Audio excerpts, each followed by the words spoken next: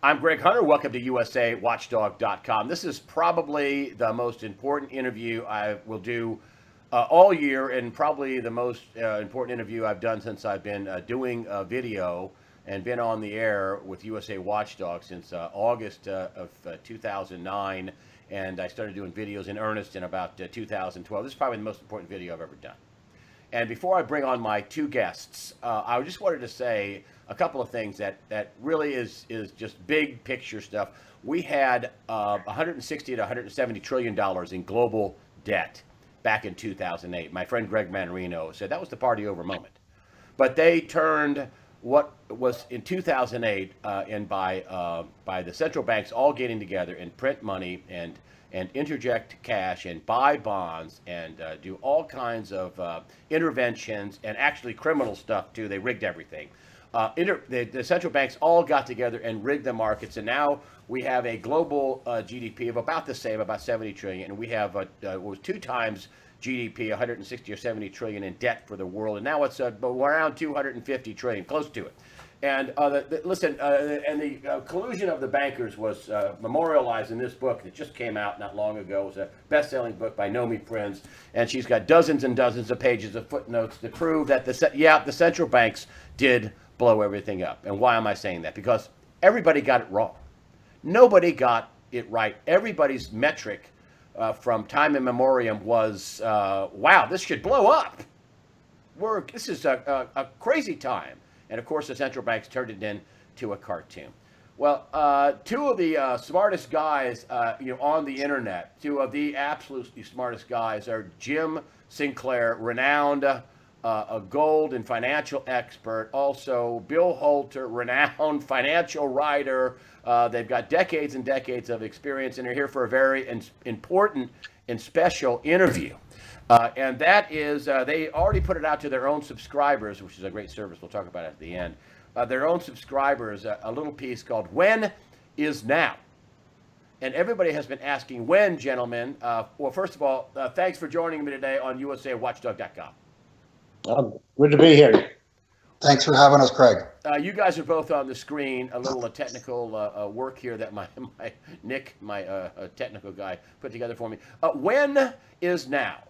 And now you guys are both going to be on the screen the whole time, so I want you to go back and forth. And you're very well, you're business partners and at jsmindset.com, and you're very used to talking with each other on the air because you do it for your subscribers. But Jim, let's start with you, being you're on the left side of the screen. We'll go left to right.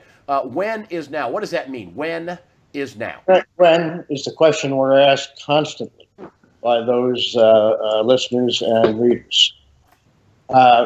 We hear all this. We agree with you. The problem is we've heard it for a very long period of time. Some go back into 1968. When is a period of time in which all of this will come to fruition, meaning date. And I'm going to quote Bill because we say the same thing. When is now? Now is as we are speaking to you with Greg. It has nothing to do with the fact of the market today. We said this, maybe about 3, 4, 5 days ago, a week ago. This is the beginning of something that few expect, and I might say has very little to no precedent in history, unless you want to look at a time when Caesar overborrowed to get into the Senate and to be able to make his campaign a successful campaign.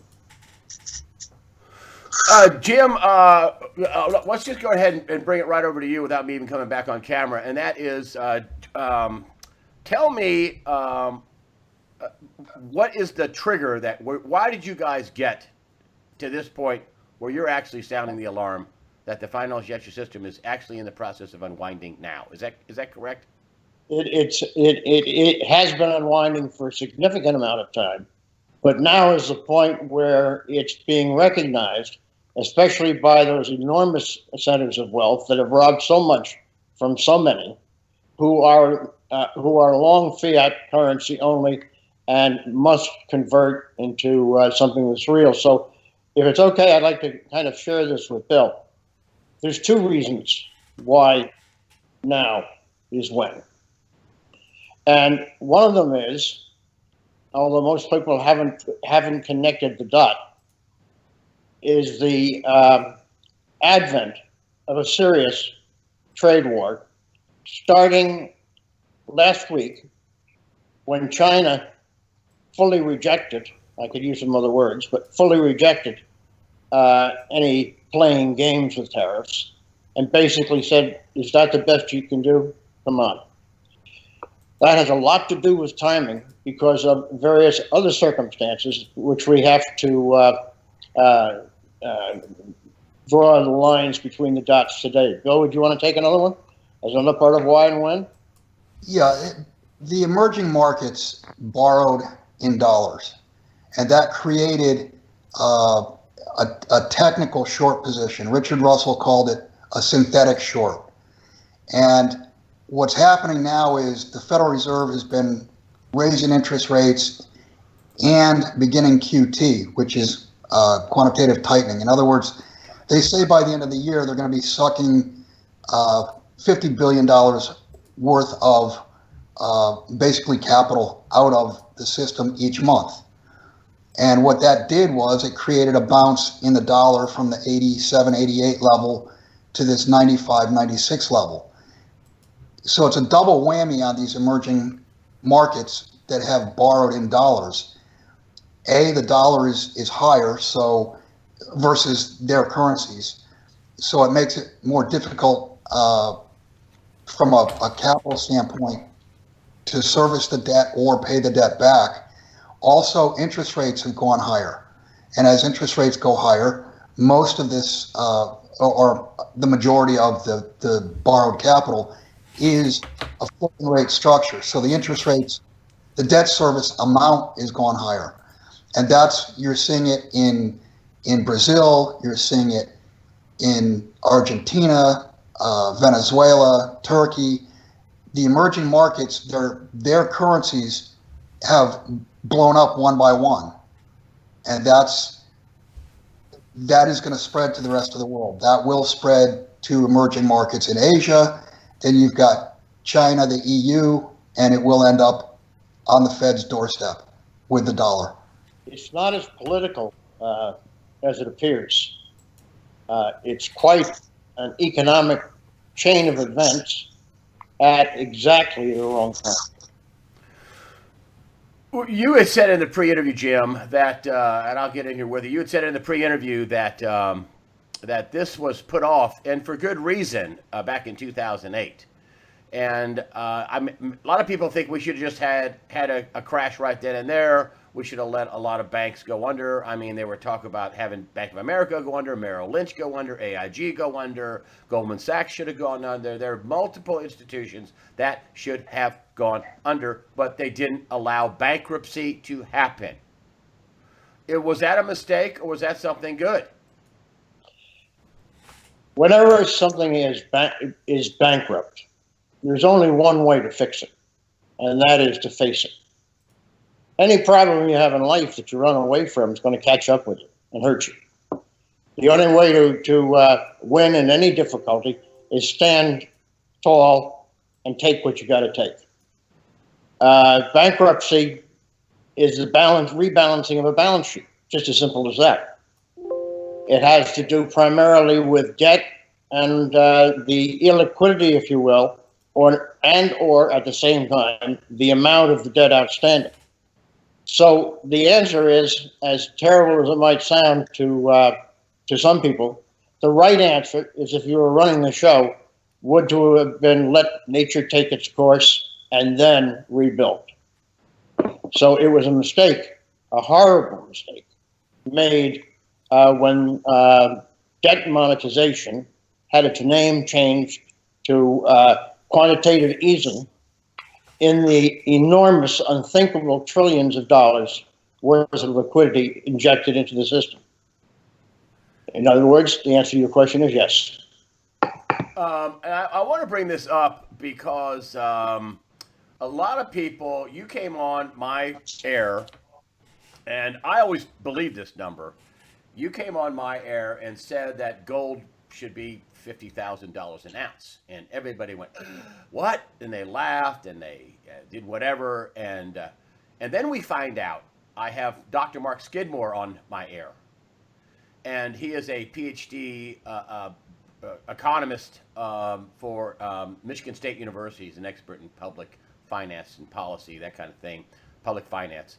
Knows big numbers. And he, with a team of PhD level graduate type students, went through the government numbers and came with an additional $21 trillion that the financial news networks and everybody is pretending didn't happen.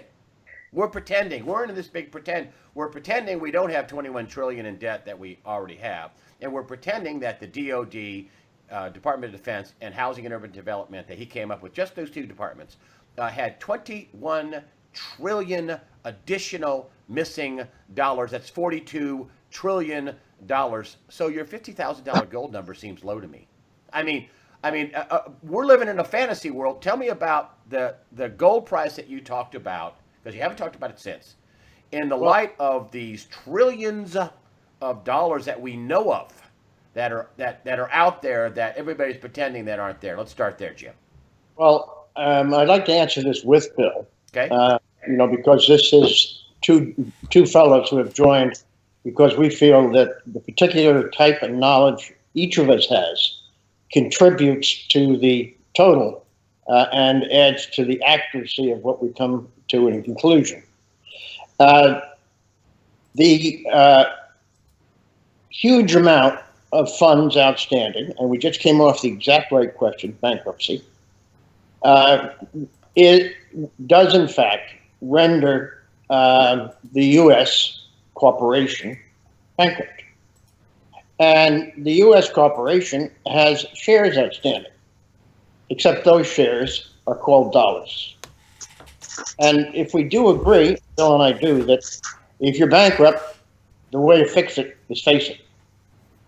And we are. And what was done did not face it, but rather made it worse. So the bankruptcy which we see, if we had the amount of gold as advertised to exist in Fort Knox or wherever, 8,000 plus tons. then we would have to, we could, at the moment we issued debt in excess of the market value then existing, and not $41 and change, the market value then existing. The point of bankruptcy is when the debt passes the value of the gold. And one of the methods, and there are more, of attending to this, and it has to be attended to in many ways, is that the price of gold has to equal the liabilities. That's not bankrupt. That's an ongoing business. And if we don't have gold, then the gold price is whatever in China and Russia wish it to be. If we do have gold, then if you do the mathematics right now, you'd come out with something slightly under $20,000 per ounce. I don't believe we have the gold. Hey, Jim. Yes. That number you just came up with, just under $20,000 per ounce, that would be just the debt that foreigners hold. If you use the total debt of 21 trillion, the number is $87,000 an ounce. And if you add Greg's additional, the number that Catherine Austin Fitz came up with and Professor Skidmore of another 21 trillion missing, so you double it. So you're at what, $174,000 an ounce. Is there any question of why central banks are so interested in using methods of bullying and of creating a false market by counterfeit gold, when you realize how difficult the situation actually is? Yes, 50,000 would be a very low estimate. But I will tell you one thing, 1,200 is a joke. That's go ahead. Greg, Jim created the term mope quite a few years back, and he just mentioned the markets being bullied. And basically, the markets are equity markets are levitated, interest rates have been dropped to zero. Gold and silver have been suppressed. And the reason being, the markets have to support the MOPE. In other words, they have to be able to point to markets and say, see, everything's okay, just look at the markets. So it's all part and parcel of the same. Which is management of perspective economics. That's MOPE? Exactly. It's more a product of a psyop, if you would, Yeah. than an economic analysis. Go ahead. Never thought it would work this well. We know it would work, but I never believed it could be extended to more than 10 years. There's so many people out there that this caught. I mean, Paul Craig Roberts is a PhD in economics and former Assistant Treasury Secretary, came up with Reaganomics. It caught him. It caught everybody. I mean, Nomi Prinz, it was such a problem. She traveled around the world to write a book about the collusion of the central bankers, which is all this came from. It's a statement of fact. She's got it well sourced and documented, but dozens, 100-something pages of sources. Nomi Prinz, collusion, the book. But let's get back to the real world, to the world where we're still pretending. We are pretending, are we not? Isn't the world pretending that everything is going to be okay right now? Bill? I mean, the people have been told the wrong thing, is what I'm getting to. They've been Well, watching. absolutely. Everything is pretend. And if you actually look under the hood, if you look at the mathematically, we are headed toward a collapse. Mathematically, the debt can't be paid back. And I do want to make mention of COMEX and LBMA. They are complete frauds. Those are that's the method that's used to suppress gold and silver. And so far in the last 10 months, COMEX has sent 5,000 tons of gold via EFP, that's exchange for physical, to London to be delivered, and over 2 billion ounces of silver. Those are both impossible, fraudulent numbers. There's absolutely no way that those can be delivered. And it's like, what would the price of Apple stock be doing if there was 499 counterfeit shares trading alongside of the one real share? People would be up in arms. People Right. would be going. They'd be going crazy. I mean, if go ahead. I said, that is the gold numbers. So you have to apply that same reasoning. If we're 500 to 1 against paper gold outstanding against assumed warehouse supply, then the example that was just given by Bill, if that was applied to Apple, what would happen? And you are right, people would go wild. What people don't seem to think anything's wrong with what's going on. The financial markets, the dopes on CNBC and Fox Business, I mean, they're paid to sit there, watch these. I mean, Greg Manarino just sent me something where they just dumped tons of mining production onto the market just this week to drive the price down. I mean, the numbers are absolutely goofy, a cartoon. I mean, we're touching mining costs for this. And silver, why are they so worried about silver? A lot of silver investors are out here saying, wow, man, I bought silver at 20. I thought that was the bottom. I thought I bought it at 18. I thought we're in the $14 range for silver. Why are they so crazy suppressing silver even more so than gold? Why? There really is two reasons. So, Bill, let's work on the two reasons. I'll take one, which is that silver is gold on steroids. If you understand the true nature of the buyer of silver and the reasons why they're motivated, that's a primary reason. And Bill, I think I'll turn over to you the basis of the real fractional system and the influence in silver and gold. Right. Well, silver's an extremely small market. Global global production is less than $15 billion per year. And I would equate gold to the grenade that's going to blow the system up, and silver is the pin. If they let silver get out of hand, then gold will go. And it's all over. It will, if gold exploded and goes to 5,000, 10,000, up to numbers where they should be, 50, 60, $70,000 an ounce based on debt, that would expose the fact that the fractional reserve system is fraudulent. Bill, could I add that people who think there's a market in gold and silver don't really understand what's developing and what is. And the march of gold and silver to the prices they're going to go is not going to be a normal market function that all the viewers now have been taught or socialized to understand how price determination works. It really is, let's just say this as a way of communicating, it's a Friday to Monday event. And there is no market for gold. And there is no market for silver. There is a Nintendo game called Gold and Silver. And it's extremely important that during this conversation, we touch on the growth of technology, the actions of Goldman Sachs, and the fact that I believe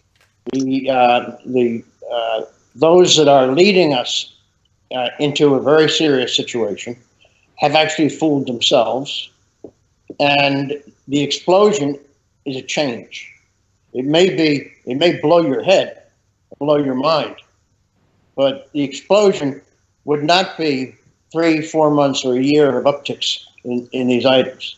Oh, they're going to uptick, that's for sure.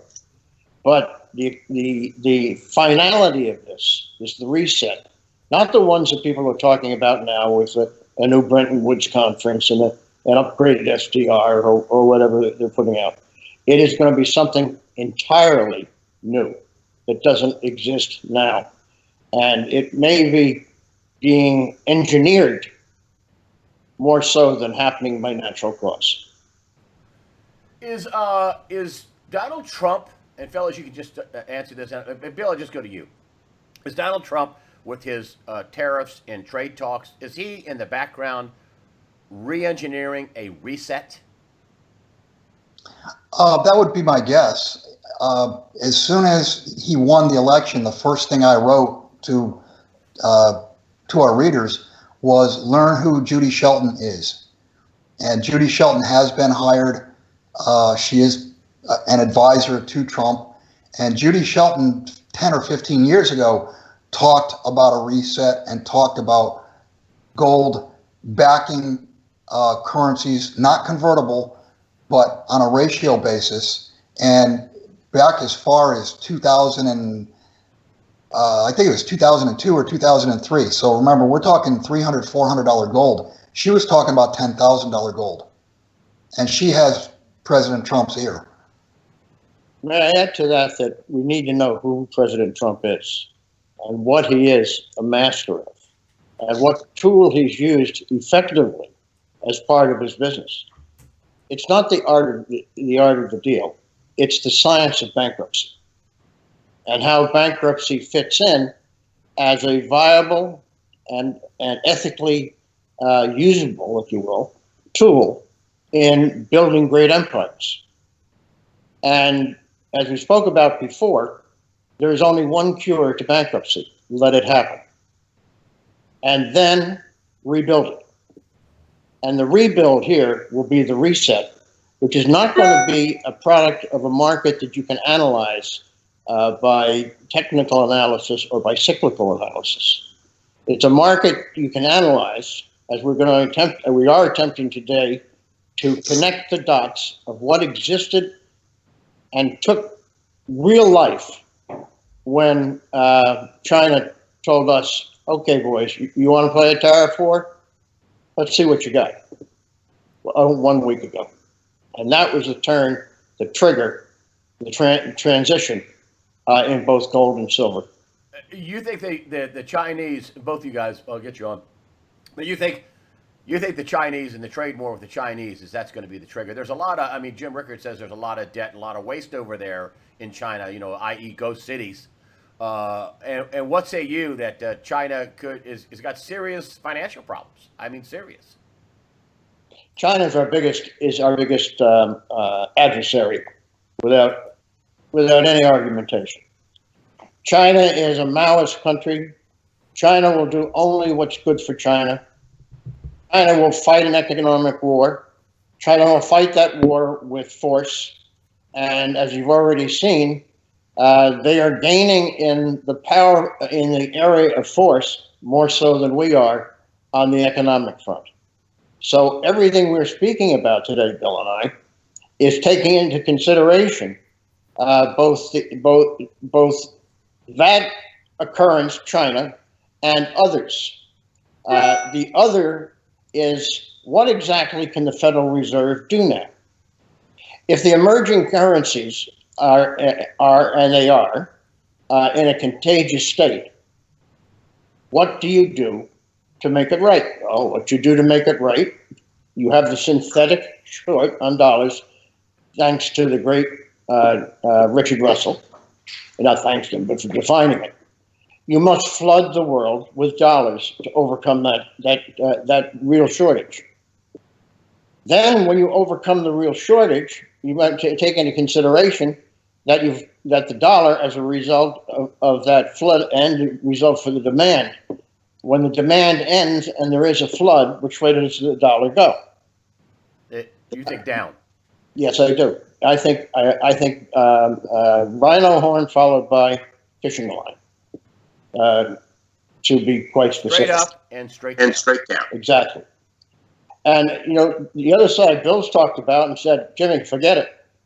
What's the other alternative that the Fed, the Fed has to do? And this is a point of argument, but not between Bill and I. They cannot tighten. They're talking about, just so you know, I mean, you know this. I mean, I think, wow, you're going to tighten up 6 weeks before an election. And, some very smart people have said, oh, they got to tighten, inflation's creeping up. And I'm thinking, wow, you could crash the whole system. If they tighten, could they crash the whole system? Is it possible that yes? Is it possible, Bill, that maybe our present chairman of the Fed, when it comes to monetary science, might know less than the kindergarten teacher we just got through with? I believe so.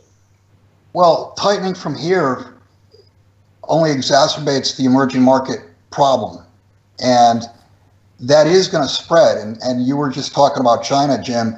Yeah, they are, without a doubt, there's too much leverage in that system. Their shadow banking system is stupidly leveraged. The collaterals, in many cases, rehypothecated 3, 5, 7, 10 times over. They are going to catch.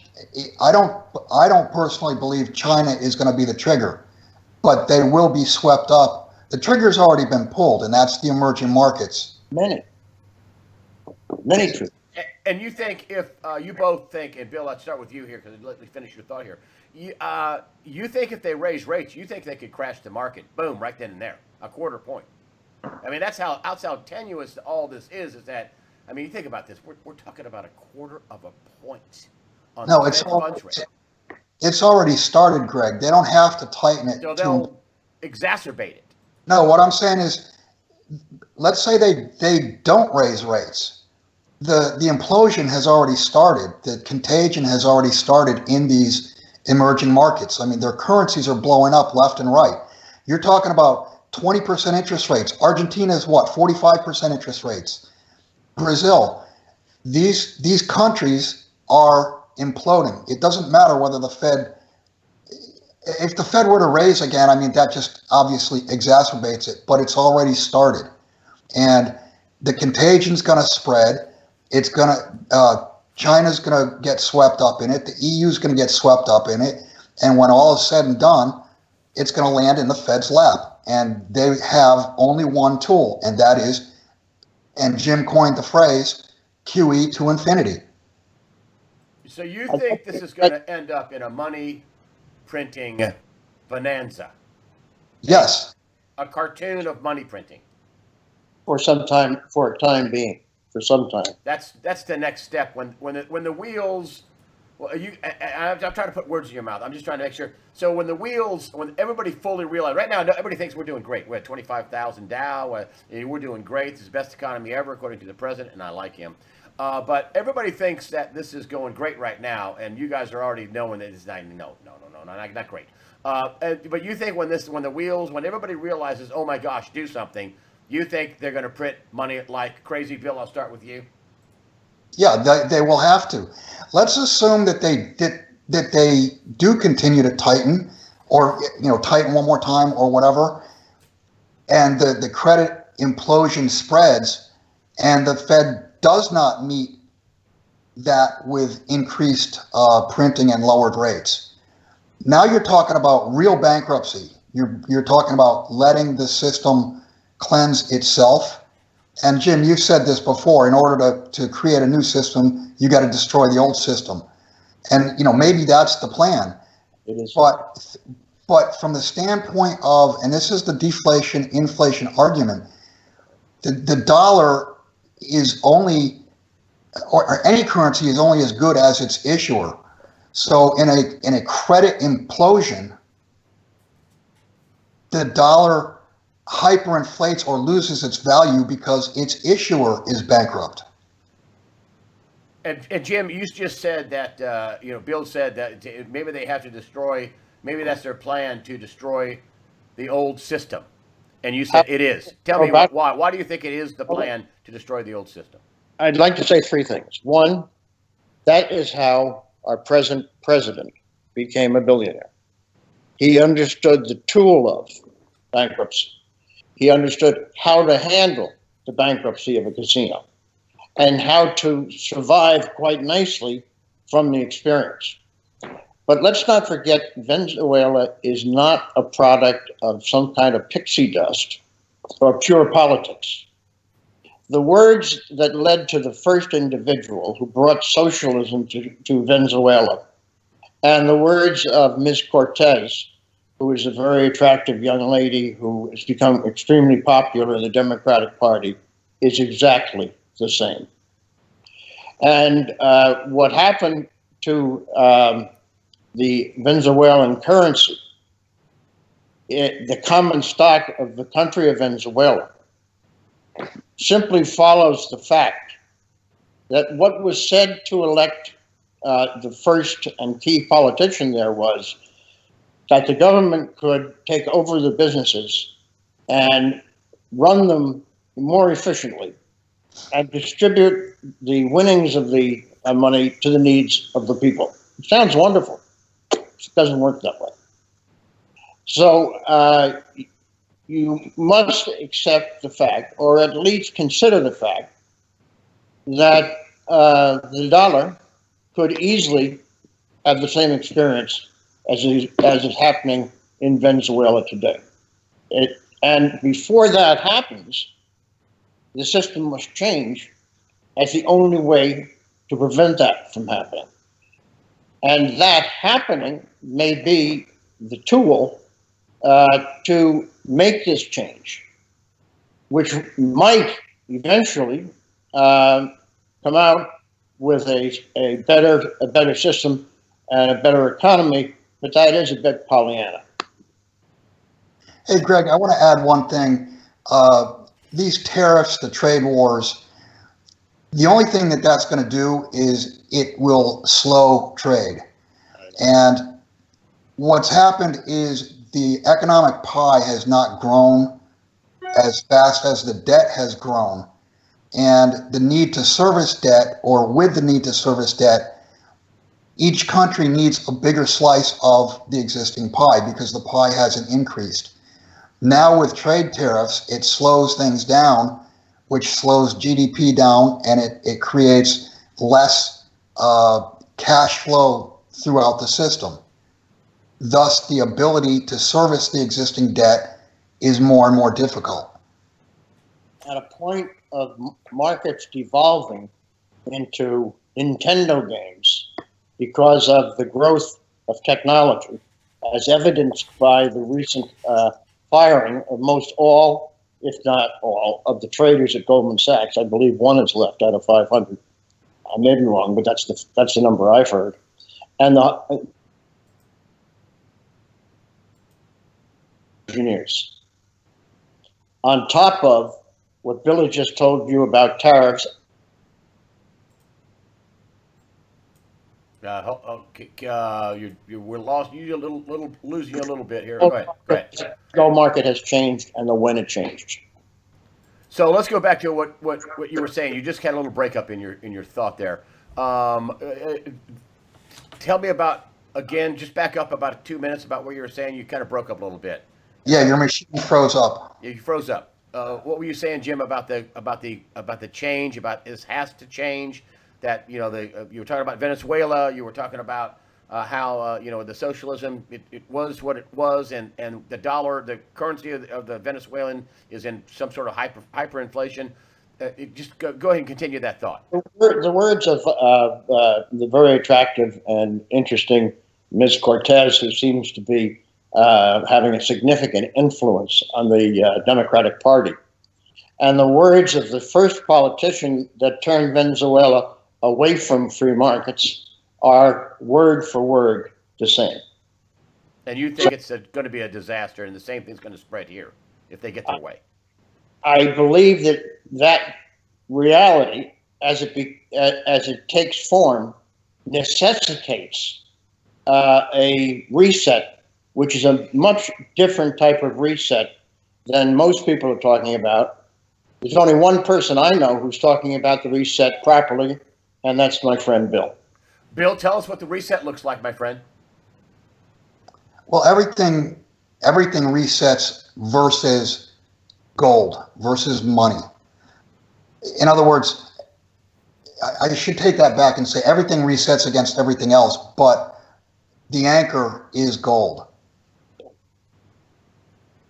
This is why you get these outrageous numbers, 50,000, 87,000, 174,000. That's why, because the amount of digital dollars and dollars out there, the actually digital dollars, is stupefying.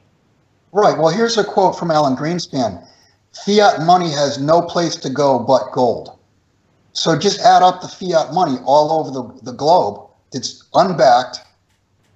It's backed by governments across the globe that are 100% debt to GDP, 200% debt to GDP, etc. All of the fiat money during a reset, and it's going to be it will be a forced reset. And Jim, I know you had spoken about this, that there will actually be two resets. That the first one will be a failed reset, and that will be a man-made reset. Sure. With the SDR, more than likely the SDR, which is just a basket of unbacked currencies. Special drawing rights, SDR. Right, and that will fail, and then Mother Nature's reset, and Mother Nature's reset will reset versus gold, because gold is money. Absolutely, and I would say that the strangest thing is that paper gold at that time will be worthless, and the physical gold will be the mechanism for the determination of price. And it's not a market situation. It's more, the fact is there is economic law. Ricardo and Smith were not insane. The Austrian school may have pushed it a little bit on cycles, but they were in generally quite right. The Chicago school had some good points. And technology would say there is no economic law. And I'm convinced that anybody who hires 9,000 geeks and fires 500 good traders has actually taken what they produced and made a horrible mistake in not knowing what they're judging is their own mistake that has created the markets of the equities at such a level, and gold and silver at such a level, and the dollar at such a level, that they think right today they're absolutely correct, while in fact they're the engineers of a great deal of suffering, but maybe in the end, a needed change from which a new society can be built. And they think that these phony markets can be computer generated forever. They're tripling down on their computer generated phony markets. Is that right? Right at the top, and that's another point of timing. That's another item that you have to take and connect to every other thing we said today, which all came together last week. What? So everybody's been told everything's wonderful. There's no problem. There's no really problem at all. I mean, unless you're reading Zero Hedge, where they have some serious analysis, or looking at your site or something like that. Most people on the mindless CNBC and Fox and Business and whoever aren't a Wall Street Journal. Or unless they're reading John Williams' work, which is absolute black and white, nuts and bolts work, the way numbers were calculated back in the 70s and 80s. Yeah, shadowstats.com. That's reality. That's reality. So here's my question to you. So what should people be told right now? The ones that are going, I get my pension right. I get my 401k right. I got insurance at SIPC with the brokerages. It's okay, right? I don't have to check my bank. I have FDIC. Everything's okay, right? I mean, I'm going to be made whole. What should people be told now? Bill? Well, you're bringing up pensions and things like that. Nothing is going to perform. In the words of Jim, what is the value of a contract that can't perform? It's zero. And that's what's going to happen to the paper promises. That system is going to be zeroed out. And when this happens, you're basically going to have what you have, and you're not going to be able to shift gears, change.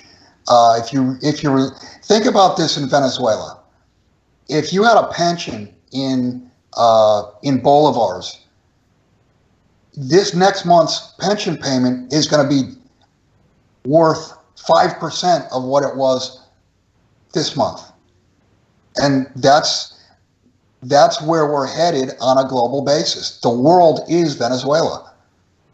So, Bill, what do we do?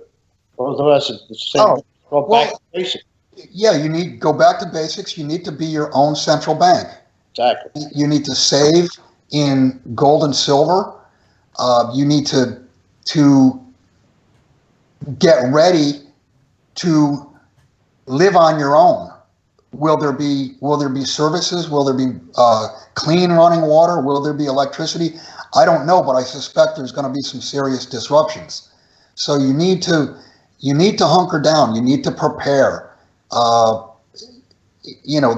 mainstream considers preppers to be raving lunatics. I don't believe that in any way, shape, or form.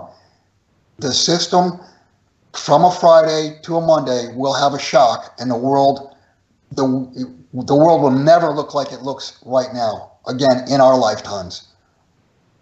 That's very well said, Bill. We need to go back to basics. Is there a person living, let's say, in the far north, above the Arctic Circle, that thinks that they're absolutely safe and doesn't have a bug out back?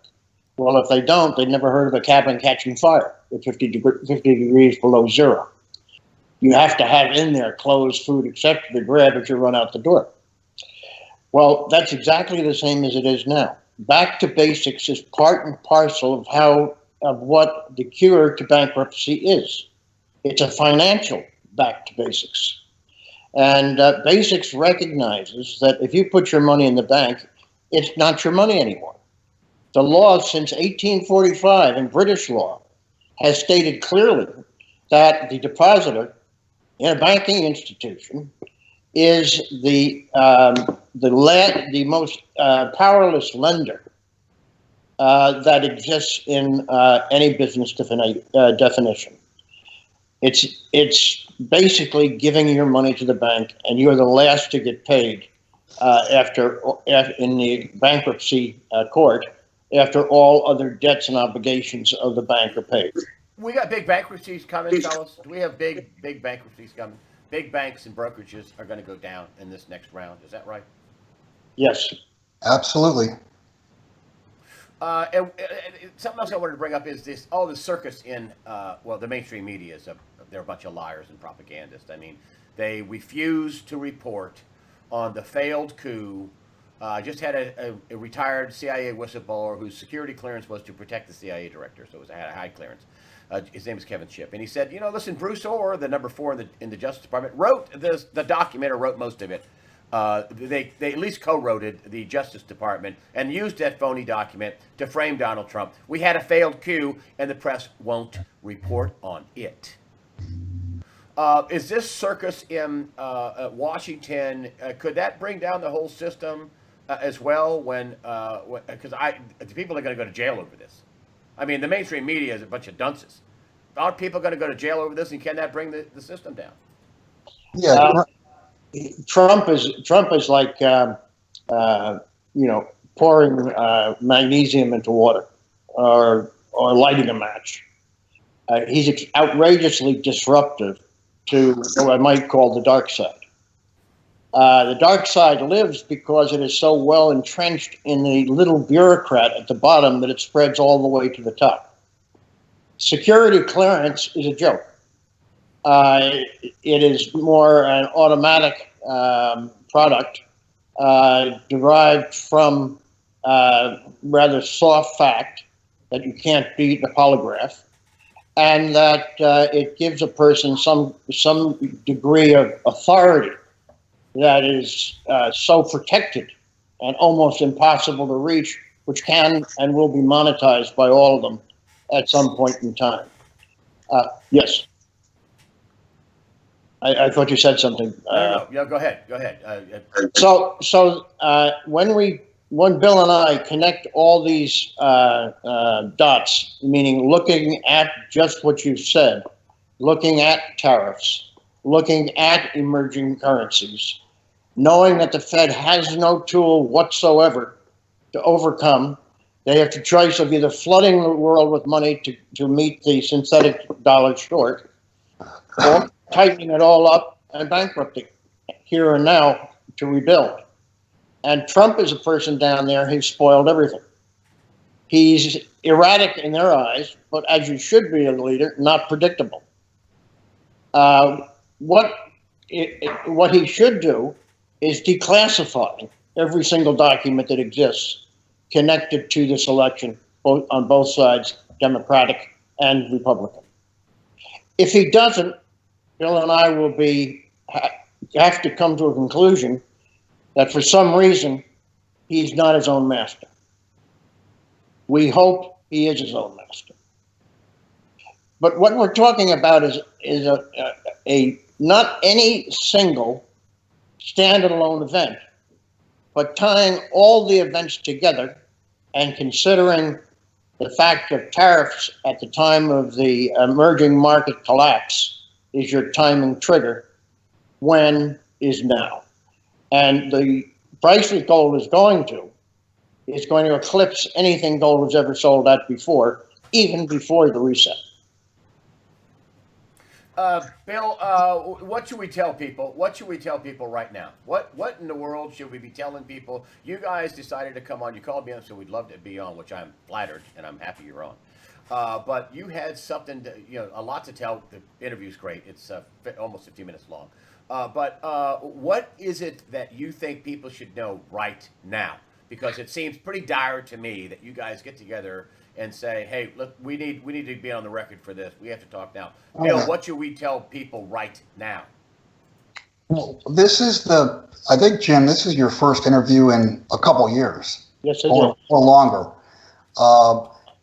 We wanted to do this interview because we believe the time is right now. We believe the pin has already been pulled, and you're watching it in the emerging markets. It's gonna, if you remember back in 2008, I think it was Ben Bernanke said that there was no contagion. I think it was Bernanke, and that's what you're hearing now, is that there won't be any contagion, and mathematically there has to be contagion. No, Ben Bernanke said the subprime mortgages would be contained. Okay, that's right. Yeah, we see how well that worked out. Go ahead. But now they're saying there's no contagion. How about back to basics? That's what you should do. And back to basics is self-reliance. And self-reliance is something that our children have been taught in university as a non-factor. Socialism is what they've been taught in university, and political politeness, if you will. Hey, Jim, self-reliance is hateful. It's to be hated, okay? But self-reliance is, can I live comfortably? And what we want people to do, we're not here to put anything in cement, Greg. We're here to not help people survive alone, but to thrive during the period of getting across this bridge. The next two stops, the first failed reset, the second natural occurrence of reset, which holds. So it isn't. We haven't called you to go down in something for our egos. No, I know that. I totally understand. We work together to try and determine what the future is in order to assist people from having to go through the pain and the suffering that people in Venezuela and many other countries are going through today, which we see headed directly towards the US dollar as a result of the Fed being boxed in without any tool whatsoever to use that won't have unexpected consequences that make things worse. And Bill, this is going to just look. You've said this before. I mean, this is not going to be easy. I mean, this is not going to be a cakewalk. I mean, you're at a point now where you have really, if the pin's pulled, you have little time to really prepare for this. I mean, one of the time frames was the end of. I've been hearing this a lot from a lot of people, and I want to get your thoughts on it, both of you guys. One of the time frames I keep hearing, and I've heard this before, but I keep hearing this in spades from multiple sources, and I want to see what your take is on this. That it's the end of September, beginning of October time frame. That this crash is. Everybody's going to know that the king has no clothes. What say you? It has already happened. Exactly. If you're going to protect yourself and haven't already done it, you will not be able to, because it's not going to be a market event. Something created within the market over time in which you can maneuver and make changes in order to put yourself back to basics with your savings account as gold. That's the bottom line, is silver. They're savings accounts. Treat them as savings accounts. The idea that you're going to go out and trade and beat the bullies is foolish. The time to set yourself up correctly is whenever you have the opportunity. The time to buy gold is whenever you have some money in your pocket you don't need to spend otherwise to live. It's not the time to buy yachts. It's not the time to buy airplanes. It's not the time to go out and get a designer suit. It's the time to get yourself a 1 ounce gold or silver coin. So if I tell you June of 2019 or September coming, it's already happened. And as far as the market crashing, remember, there is no market. It's a Nintendo computer game. So to any of the technical analysts watching or the cyclical analysts watching, take it and throw it in the basket.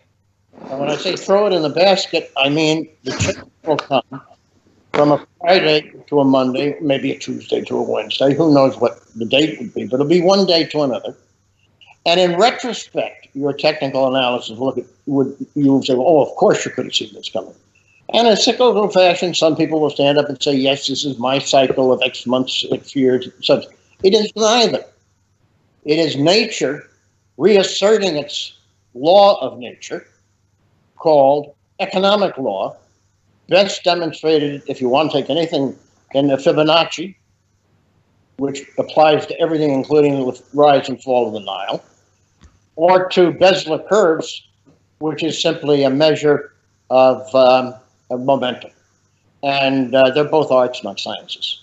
Okay? Can't be seen. Marry everything we've said today, Bill and I together, with the fact there is no market anywhere. Go to the floor of the New York Stock Exchange and you think you're in a ghost town. Why? Because there are no markets anywhere. Recognize that the only reason the specialist still exists is so he can be a beard for the short, because the rules of delivery for the specialist is entirely different from the rules of delivery for anyone else in securities.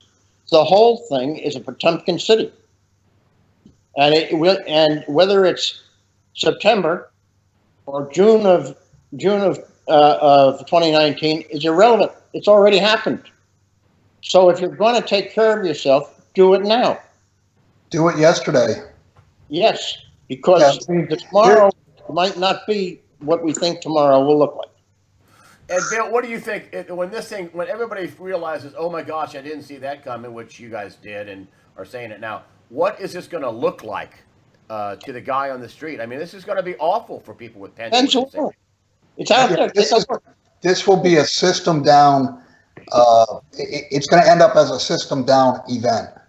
And when I say system down, I'm talking about, and I've said this many times over the last 2 or 3 years. When credit breaks, so will distribution.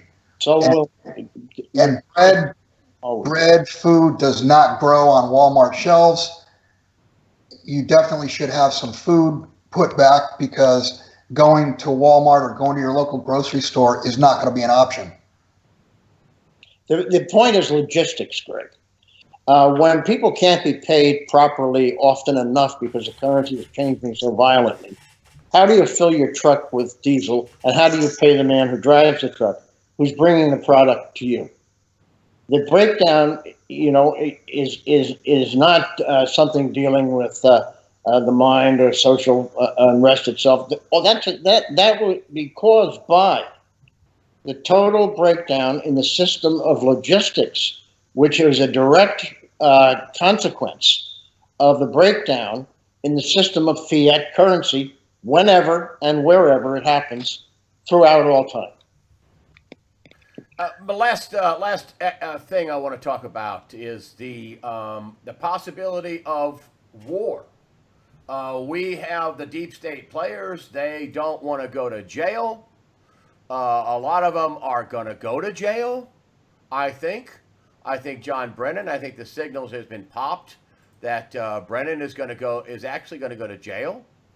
I think that I think there's going to be military tribunals. Yes. The rumors are real. What do you think about them and this military tribunal? Let's start with that, and them going crazy and pushing us into war. Let's just start with the military tribunals. Do you think many people are going to go to jail? Bill, we'll start with you. I think there's going to be 2 separate drops of. We know that there's 45,000 plus sealed indictments out there. And I think the first drop is going to be criminal in the form of massive pedophilia arrests. And I think there will be a second set of indictments opened, and that will be for treason / sedition / financial crimes. And Greg, you had a sheet of paper early, I guess before we started taping. Well, here it is. The executive order blocking the property of persons involved in serious human rights abuse and corruption. It says right here, to protect the financial system of the United States from these people who are in corruption and serious human rights violation. And also, it's a nationwide emergency. We are in a national emergency. We have been so since December 21st, 2017. We're in a nationwide emergency, and they can block or take the Treasury Department. You can block the property of persons involved in serious human rights and abuse or corruption. Back to you, Bill. And that's going to end up in military tribunals for, like I said, treason, sedition, financial crimes. And those won't be done through the criminal courts. Those will be done through the military court. When you said war, Greg, were you referring to civil or international? Let's go both. Let's start with civil. Most probable.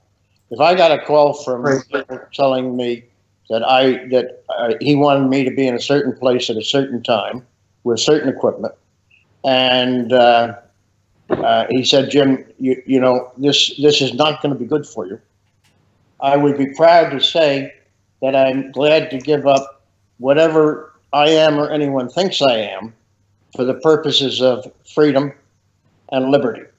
There's a lot of people around like Bill and I. I could roll off the names. If President Trump is threatened to be thrown out of office by the legislative, there's going to be the beginning of serious trouble here in the United States.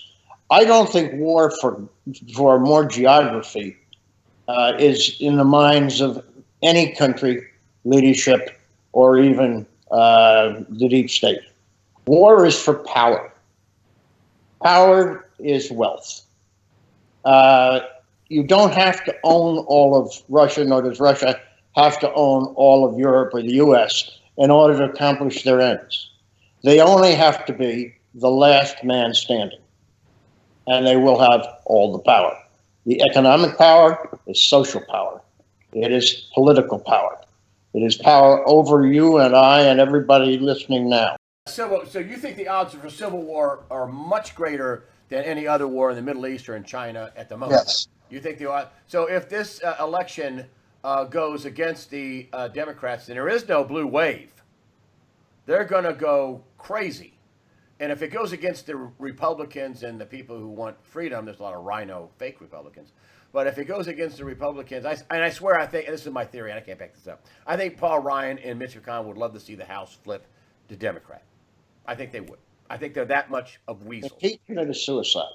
But I think, do you think after this election, no matter what happens, we're going to have a big turning point after November, after the midterms? Is that right?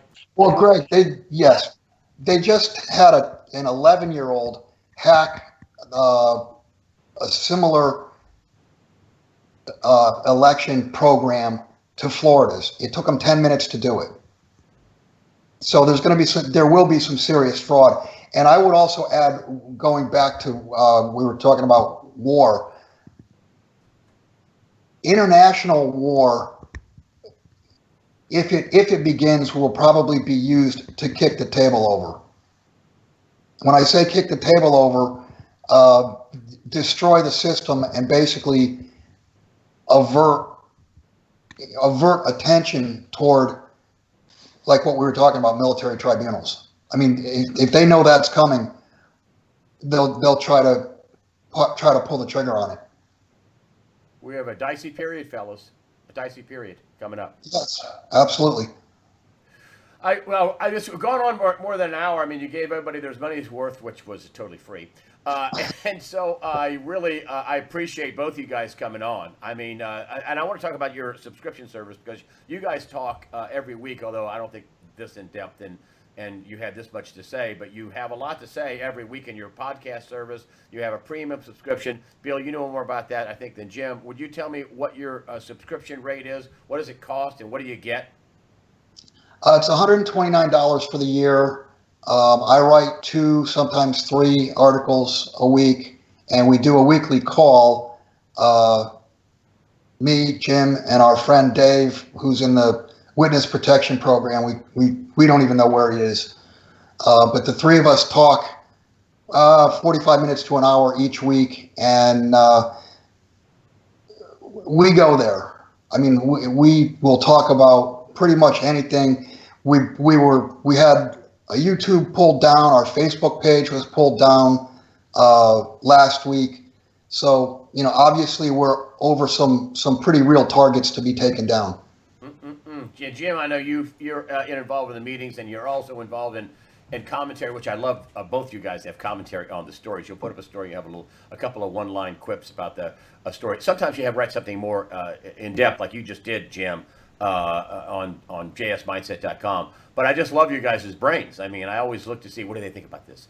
But anyway, listen. Thank you both for joining me today on usawatchdog.com. The website is jsmindset.com. It is the Holter Sinclair collaboration that you'll see. These guys are business partners. Gentlemen, thanks for sounding the alarm and blowing the trumpet here on usawatchdog.com. And we're friends who respect each other in the old-fashioned way. Exactly. Your business partner. You're not. Thank you, Greg. You live in 2 different states, so. Handshake is a contract. There you go. Exactly. Your word is your bond. All right, fellas. Thanks for being on USAWatchdog.com. Really appreciate it. Thanks for joining me. You're most welcome.